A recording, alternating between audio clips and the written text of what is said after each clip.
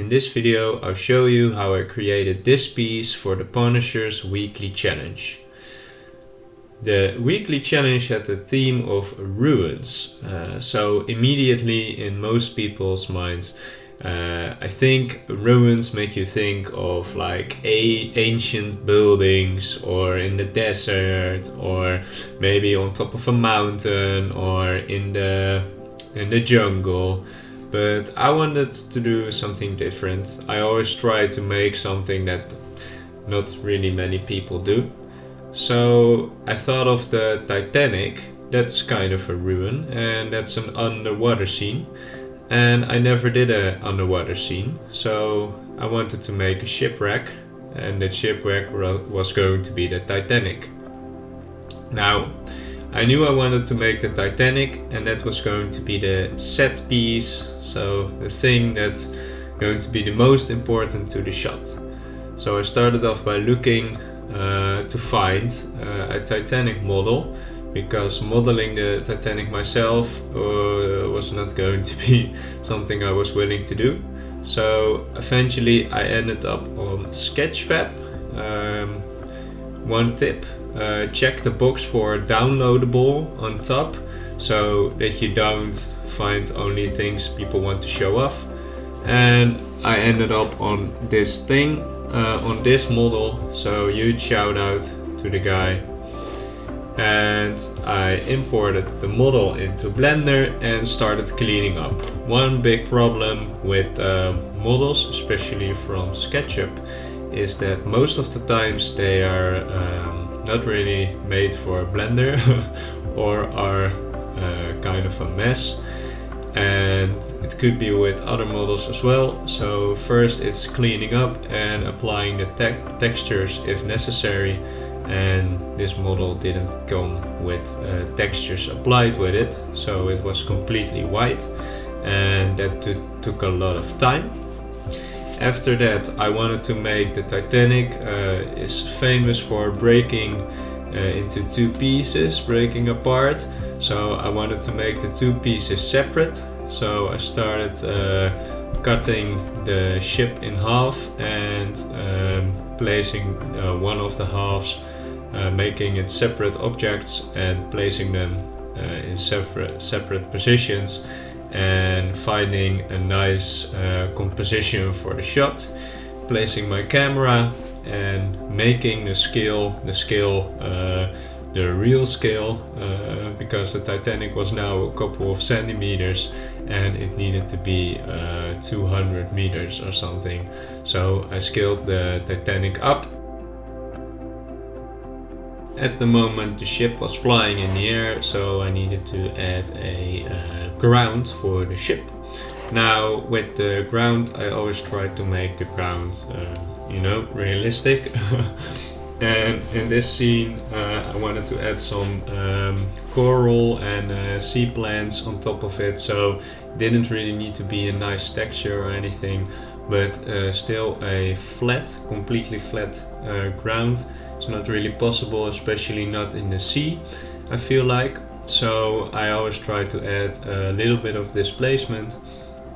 Now we just add a displacement modifier with subdividing the geometry a couple of times so that it displaces nicely, and adding a cloud texture for the displacement to tell Blender how to displace the mesh.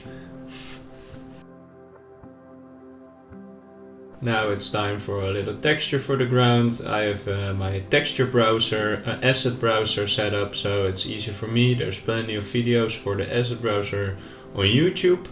Now this is not really realistic, because there's very big stones compared to the ship right now on the ground, etc. So I needed to repeat the texture to stretch it out basically. But with stretching you get to see the repetition in the texture. You'll see what I mean right now on the screen.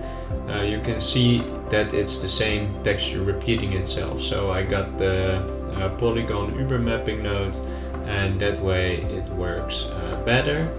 You can find it in one of Blender Guru's video. Just search for texture tiling seamless.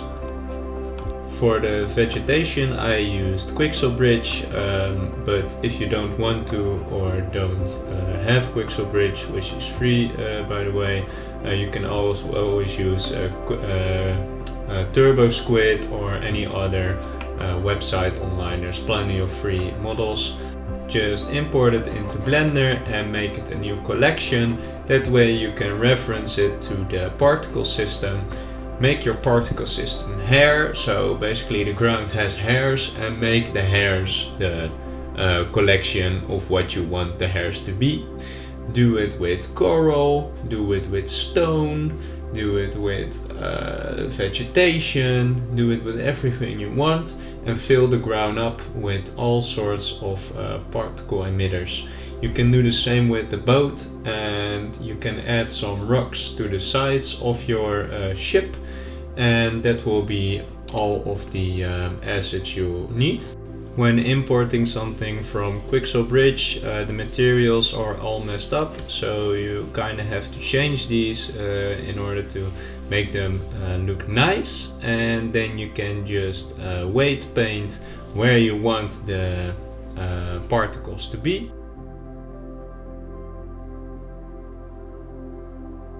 Now, to make the scene look like it's on the water, I'm gonna use some volumetrics to create some God rays, like the light you see shining through the water, and a little bit of caustic, so where the light actually shines through and whatnot. So I just create a big volumetric cube, in this case, around my scene, and add a volume scatter and a volume absorption together to create a nice looking volumetric. Plug it into the volume of the mesh. To create the desired result, you need to mess around with the density a bit and the colors to get the right look. Now, after that, I put a plane above the whole scene, and that is supposed to be the water.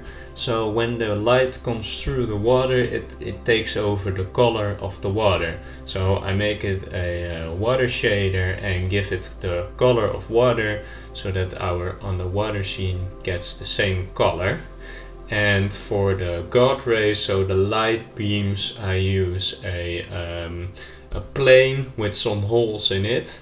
The holes will be defined by this noise. So I tell Blender which part needs to be cut where the light can shine through, and which part actually stop the light, so that you get certain light rays through the fog, and that makes a cool looking scene.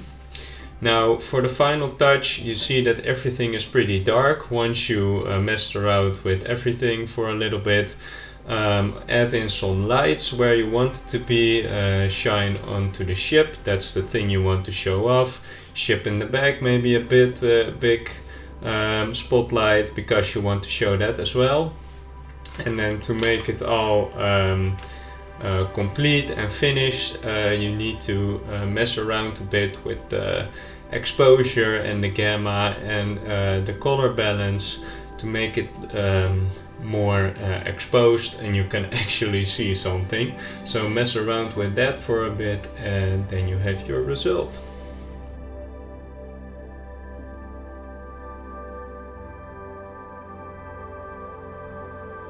In the end, I also added in back some of the noise, because completely denoised makes the image look very, it's almost blurry because of the denoising.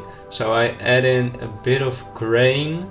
It also shows, you know, underwater it shows a bit of gray, I think, grain. So then this will be your final result. You can add a lot more. I didn't texture the ship in this one, and I didn't add the rocks, and you can add more lights and something that shines the big light, of course.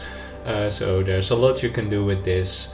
If you liked the video, maybe consider subscribing and liking the video, and maybe till next time.